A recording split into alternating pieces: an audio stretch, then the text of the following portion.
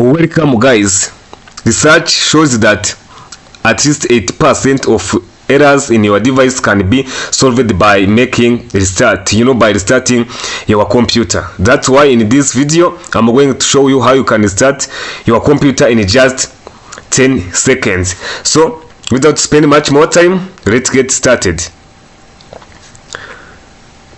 To restart your computer, you have to following the following steps. First step is to come and click on start icon here.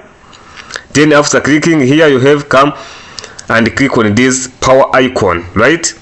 Once you click here, you see there is different options. You can choose lock, sleep, shutdown, but for us we need to make restart. That's why you have to click on this restart icon. Once you click on this restart icon, our computer will be automatically restarted, and then after will be work properly. So thank you for watching this video. If you are new here, please don't miss subscribe, like this video and share it to our colleagues, and please open the bell so that whenever we upload the video you get notification. So thank you, see you in the next one.